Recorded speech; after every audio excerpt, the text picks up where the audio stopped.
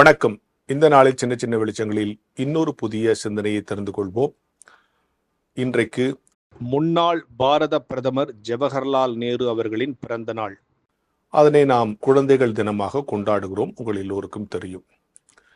நம்முடைய நாட்டில் ஒவ்வொரு தலைவருடைய பிறந்த நாளையும் அவர்கள் தங்கள் வாழ்நாளில் எதை முதன்மைப்படுத்தினார்களோ, எதை முன்னிறுத்தினார்களோ, எதற்காக அதிகமாக உழைத்தார்களோ, எதை குறித்து அவர்கள் அதிகமாக பேசினார்களோ, அல்லது எந்த விஷயத்தில் அவர்கள் நிலையாய் நின்றார்களோ அந்த விஷயத்தை வைத்து அந்த நாளாக அதை ஆசரித்து அவர்களை நினைவு கொண்டு அவர்களை நினைவு கூறுகிற அதே வகையில் அவர்கள் கொள்கையும் நினைக்கிற ஒரு நாளாக அந்த நாட்களை வடிவமைத்துக் கொள்வது என்பது நம்முடைய பழக்கம். உங்களுக்கு தெரியும். அப்படிதான் ஆசிரியர் தினம், அது மாதிரி தான் இன்னைக்கு குழந்தைகள் தினம்.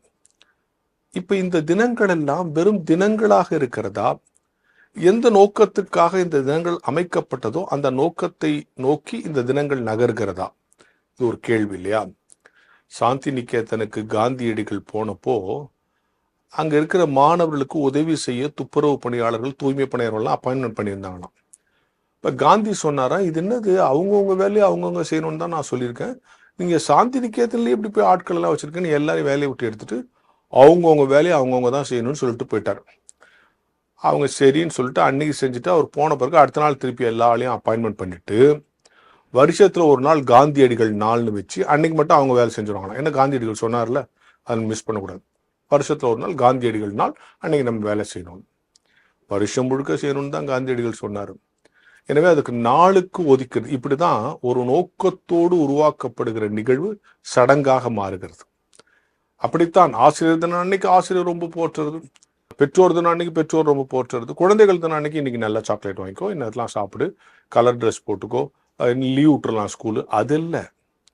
இந்த குழந்தைகள் சந்திக்கிற சவால்களுக்கு இன்றைய தலைமுறை அல்லது இன்றைய பெற்றோர்கள் அல்லது இன்றைய பெரியவர்கள் அல்லது இன்றைய ஆசிரியர்கள் நம்ம இந்த ஆண்டிலிருந்து இப்படி ஒரு முடிவெடுக்கலாம், முடிவெடுப்பது தான் இந்த நாளின் தேவை.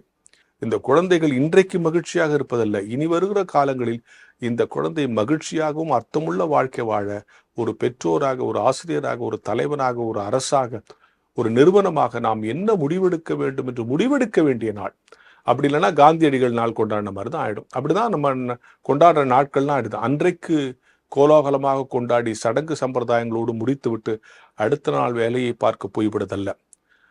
இது கடந்த வருஷம் முழுக்க இன்னைக்கு குழந்தைகள் தினம் கொண்டாடணும்னா கடந்த ஆண்டுல இந்த குழந்தைகளுடைய மேம்பாட்டுக்காக நம்ம என்ன செஞ்சிருக்கோம், வருகிற ஆண்டுல என்ன செய்ய போறோம் என்று தீர்மானிப்பது, குழந்தைகளை மேம்படுத்த, அதுவும் குறிப்பா இன்னைய தேதிக்கு குழந்தைகள் தான் மிகப்பெரிய பல்வேறு தாக்குதலுக்கு ஆளாக்கி இருக்கிறாங்க இல்லையா? விஞ்ஞான தாக்குதல், ஸ்கூல் தாக்குதல், நண்பர்களுடைய தாக்குதல், போதை பழக்கங்களுடைய தாக்குதல், இப்படி பல தாக்குதல்களுக்கு ஆளாயிருக்கிற இந்த குழந்தைகளை மீட்டெடுத்து ஒரு புதிய உலகத்திற்கு அவர்களை அனுப்புவதற்கு, அல்ல அவர்களுக்கென்று ஒரு புதிய உலகத்தை படைத்து கொடுப்பதற்கு நாம் என்ன முடிவெடுக்கிறோம் என்று யோசிக்க வேண்டிய நாள் இந்த நாள். எனவே எந்த நாளை கொண்டாடினாலும் அந்த நாளில் யாரை முதன்மைப்படுத்துகிறோமோ அவங்களுக்கு இதுவரைக்கும் நம்ம என்ன செஞ்சிருக்கோம், இனிமே என்ன செய்ய போறோம்னு யோசிப்பதுதான் அந்த நாளை அர்த்தமுள்ள நாளாக கொண்டாடுகிற ஒரு பொருள் இல்லையா? எனவே நாம் எந்த நோக்கத்துக்காக இந்த நாளை வைத்திருக்கிறோம் என்று புரிந்து கொண்டு ஒரு நோக்கத்தோடு உருவாக்கப்பட்ட இந்த நாளை சடங்கு நாளாக கடந்து போய்விடாமல் சபதமேற்கிற நாளாக மாற்றிக்கொண்டால் ஒவ்வொரு நாளும் சிறப்பாய் அமையும் என்கிற ஞான வெளிச்சத்தோடு இந்த நாளை தொடங்குவோம். இந்த காலை பொழுதிலே சிறிது நேர தியானத்திற்காக நாம் தெரிந்து கொள்ளப்பட்ட ஆண்டவருடைய திருவார்த்தைகள் பரிசுத்த லூக்கா என்பவர் எழுதின நற்செய்தி புத்தகம் 5வது அதிகாரம் 10-11 வசனங்களை வாசித்து நாம் தியானிப்போம். அப்பொழுது இயேசு, பயப்படாதே, இது முதற்கொண்டு நீ மனுஷரை பிடிக்கிறவனாய் இருப்பாய் என்று அவனிடம் சொன்னார். அவர்கள் தங்கள் படகுகளை கரையிலே கொண்டு போய் நிறுத்தி எல்லாவற்றையும் விட்டு அவரை பின்பற்றி போனார்கள் என்பது. ஜெபம் செய்வோம். என் கண்மலை மீட்பருமாகிய எங்கள் அன்பின் கடவுளே, என் வாயின் வார்த்தைகள் இருதயத்தின் தியானங்கள் யாவும் உடைய சமூகத்தில் உடைய பார்வைக்கு பிரீதியாக இருக்கட்டும். ஆண்டவரே, சத்தம் மாத்திரம் என்னுடையது, சத்தியம் உம்முடையது சுவாமி. இந்த அடிமையை மறைத்து ஆண்டவர் பேச போகிற வார்த்தைகளுக்காக நன்றி சொல்லுகிறோம். நீர் பேசும், நாங்கள் கேட்கிறோம். இயேசுவின் வழியை செபிக்கிறோம் நல்ல கடவுளே, ஆமென். கிறிஸ்துவுக்குள் அன்பான உடன் விசுவாசிகளே, அருமையான தேவ பிள்ளைகளே, மீண்டுமாய் ஒரு விசையாய் கூட ஆண்டவருடைய திருப்பெயராலே உங்களை நான் இந்த காலை பொழுதிலே வாழ்த்துகிறேன். ஒரு அழகான காலை பொழுது, ஒரு மனோரம்யமான ஒரு சூழல். இந்த காலை பொழுதிலே இந்த தியானத்திற்குள்ளாக உங்களை நான் வரவேற்கிறேன். வாசிக்க கேட்ட இந்த தியான பகுதி இயேசு ஆண்டவர் பேதுருவின் படகிலே ஏறி போகிற ஒரு சம்பவம், அதில் செய்கிற ஒரு அற்புதம் தான். அந்த அற்புதத்திற்கு அடுத்ததாக அந்த சீடர்களை தெரிவு செய்கிறது இந்த தியான பகுதியிலே நாம் பார்க்கிறோம். இந்த 5வது அதிகாரத்தில் இதில் நாம் சற்று ஆழ்ந்த சிந்தனையோடு இந்த இறை கருத்தோடு இந்த தியான பகுதியை நாம் பார்க்கிற பொழுது, முதலாவது அவர் 2 படகுகளை பார்க்கிறார், அதில் ஒன்றை ஏறுகிறார்.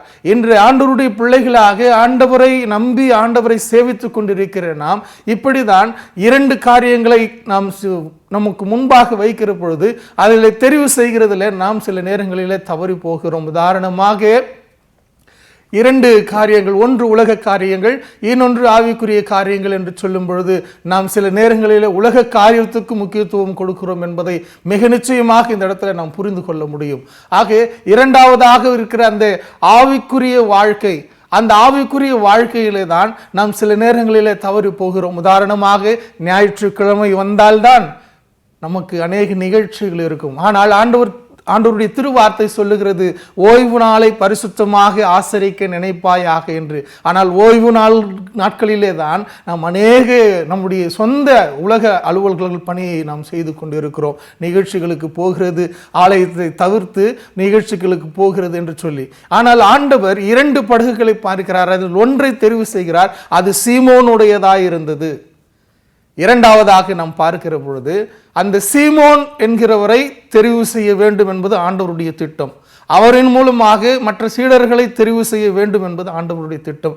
அந்த ஒரு ஆண்டவருடைய திட்டத்திலே அவர் தெளிவாக இருந்தார். அது ஒன்றை தேர்ந்தெடுத்தார், அது பேதுருவுடையதாக இருந்தது என்று சொல்லி திருமறை நமக்கு சொல்லுகிறது. இரண்டாவதாக அந்த படகிலே ஏறுகிறார். படகிலே ஏறி சற்றே தள்ளுகிறார், சற்றே தள்ளும்படியாக கேட்கிறார். மூன்றாவதாக வலையை அந்த இடத்துல போடுங்கள் என்று சொல்லுகிறார். இந்த கெனசரேத்து கடற்கரை என்பது அது மிகப்பெரிய ஒரு கடல் எல்லாம் கிடையாது. அது ஒரு சின்ன ஒரு ஏரி போன்றது தான். இதில் இன்னும் நாம் ஆழ்ந்து பார்த்தால் இந்த பேதுரு என்பவர் மீன் பிடிக்கிறவர்களுக்கே தலைவர். அந்த கெனசரேத்து கடற்கரையிலே கடலிலே மீன் பிடிக்கிறவர். அந்த மீன் பிடிக்கிறவர்களுக்கு எல்லாருக்கும் தலைவர் அவர் தான். மாத்திரமல்ல, அந்த கெனசரேத்து ஏரி கடல் என்பது அது ஒரு ஏரி போன்றது. அதில் எந்த இடத்துல ஆழம் இருக்கும், எந்த இடத்துல மீன் கிடைக்கும், எந்த இடத்துல ஆழம் குறைவாக இருக்கும் என்று சொல்லி அந்த மீன் பிடிக்கிற தலைவனாக இருக்கிற பேதுருவுக்கு நன்றாக தெரியும். அவர்கிட்ட போயிட்டு இந்த ஏசாமி என்ன சொல்றாருன்னா, படகை சற்று தள்ளு, வலையை அந்த பக்கமாக போடு என்று சொல்லி. அப்படியாக பார்க்கிற பொழுது, ஆனாலும் ஆண்டவர் நீர் சொல்லுகிறபடியே என்று சொல்லி வலையை அந்த இடத்துல போடுகிற பொழுது திரளான மீன்கள், முழுவதும் நான் பிரயாசப்பட்டேன், ஆனால் ஒன்றும் கிடைக்கவில்லை. ஆனால் அடுத்ததாக ஆண்டவர் சொன்னதை கேட்டதற்கு பிற்பாடு அவருடைய வாழ்க்கையில் அந்த அற்புதத்தை கண்ணார பார்த்து, திரளான மீன்களை பார்த்து, அதை எடுக்க முடியாமல் வலை கிழியத்தக்கதாக இருக்கிற அந்த சூழலில் மற்ற படகுகளில் இருக்கிறவர்களை செய்கை காட்டி அவர்களை அழைத்து அந்த மீன்களுடைய அற்புதத்தை அவர்களும் பார்க்கிற அந்த ஒரு சூழல் அந்த இடத்துல நடக்கிறது. இதில் நாம் ஆழ்ந்து கண்ணோட்டத்தோடு பார்க்கிற பொழுது அந்த அற்புதத்திற்கு முன்பதாக 5வது வசனத்தில் பரிசுத்த பேதுரு சொல்லுவார், ஐயரே முழுவதும் நான் பிரயாசப்பட்டேன். ஆனால் 8வது வசனத்தில் அற்புதத்தை பார்த்த பிறகு அவரை ஆண்டவரே என்று அழைப்பார். நீங்கள் நன்றாக வேதத்தை எடுத்து படிப்பீர்கள் என்று சொன்னால் உங்களுக்கு புரியும். ஆக அற்புதத்திற்கு முன்பதாக அவரை ஐயரே என்று சொல்லி உலக பார்வையிலே பார்த்து கொண்டிருந்த அந்த பேதுரு அற்புதத்தை கண்ட பிறகு வானளாவிய பார்வையிலே அவரை ஆண்டவரே என்று அழைக்கிறார். அந்த அற்புதம் நம்முடைய வாழ்க்கையிலே நமக்கு ஆண்டவர் தினம்தோறும் செய்து கொண்டு நாம் வாழ்வதும் வீழ்வதும் ஆண்டவருடைய கிருபை. ஒவ்வொரு நாளும் நாம் சந்தித்துக் கொண்டிருக்கிற பிரச்சனைகள், ஒவ்வொரு நாளும் நாம் சந்தித்துக் கொண்டிருக்கிற சவால்கள் எல்லாவற்றையும் மேற்கொள்ளுகிறதற்கு ஆண்டவர் கொடுக்கிறது அவருடைய கிருபை. கிருபை என்பது பேரருள், பேர் இரக்கம். அந்த கிருபையினாலே தான் நாம் வாழ்ந்து கொண்டிருக்கிறோம். அந்த அற்புதம் தான் நம்முடைய வாழ்க்கையிலே எல்லாவற்றையும் செயலாற்றி கொண்டிருக்கிறது. ஆகையினாலே அருமையான தேவ பிள்ளைகளை, இந்த தியான பகுதி நமக்கு சுட்டி காட்டுகிறது, ஆண்டவர் நம்மோடு கூட எப்பொழுதும் இருக்கிறார். அந்த ஆண்டவர் அற்புதம் செய்கிற ஆண்டவர். இந்த பேதுரு அவனோடு கூட இருந்த எல்லாரும் அந்த அற்புதத்தை பார்த்த பிறகு, இது முதற்கொண்டு நீ மனுஷரை பிடிக்கிறவனாய் இருப்பாய் என்று சொல்லி அவனை அழைத்த பொழுது அந்த அழைப்பிற்கு பாத்திரவான்களாக அவரோடு கூட பின் சென்றார்கள். ஆக நாமும் இந்த அற்புதத்தின் வாழ்வை வாழ்ந்து கொண்டிருக்கிற பொழுது அவருக்காகவே நாம் வாழ்கிற, அவரோடு கூட இணைந்து வாழ்கிற அந்த வாழ்க்கையை நாம் வாழ்கிறதற்கு கடவுள் நம்மை அழைக்கிறார். அந்த அழைப்பிற்கு பாத்திரவான்களாக வாழ திருவருளும் தூய ஆவியானவர் உங்களையும் அடியேனையும் திடப்படுத்தி பலப்படுத்தி காப்பாராக. ஆமேன். எல்லாவற்றுக்கும் மேலான தெய்வீக சமாதானம் நம் இருதயங்களையும் நம் சிந்தனைகளையும் கிறிஸ்து இயேசுவுக்குள்ளாக காத்துக்கொள்வதாக. ஆமேன். ஜெபம் செய்வோம். எல்லா ஆசீர்வாதத்திற்கும் முற்றும் முறையிடமாக இருக்கிற எங்கள் எல்லா ஆண்டவரே, இந்த காலை பொழுதுல தேவரீர் நீர் கொடுத்த நல் தியானத்திற்காக நாங்கள் நன்றி படைக்கிறோம். எப்பொழுதும் ஆண்டவர் எங்களுடைய வாழ்க்கையிலே உம்முடைய கிருபை என்கிற அற்புதத்தை கொடுத்து கொண்டே இருக்கிறேன். ஒவ்வொரு நாளும் ஒவ்வொரு மேனியுமாக ஆண்டவர் எங்களை வழிநடத்தி கொண்டிருக்கிறீர். இந்த அற்புதங்களை பெற்று உமக்கென்று நாங்கள் தொடர்ந்து உழைக்க பிழைக்க உம்மோடு கூட இணைந்து வாழ கர்த்தர் எங்களை வழிநடத்துவீராக. தொடர்ந்து எங்களை காத்துக்கொள்ளும் வழி நடத்தும் இயேசுவின் வழியை செபிக்கிறோம் நல்ல கடவுளே. ஆமேன். நமது அருமை ஆண்டவராக இயேசு கிறிஸ்துவின் கிருபை, பிதாவாகிய கடவுளுடைய அன்பு, தூய ஆவியானவருடைய அருளும் ஆசியும் உங்கள் யாவரோடும் கூட இருப்பதாக. ஆமேன். வான்மலரின் புதிய முகவரி கிறிஸ்டியன் மீடியா சென்டர், 105 பாந்தியன் சாலை, 2வது தளம், மியூசியம் எதிரில், எக்மோர், சென்னை 6,08,000.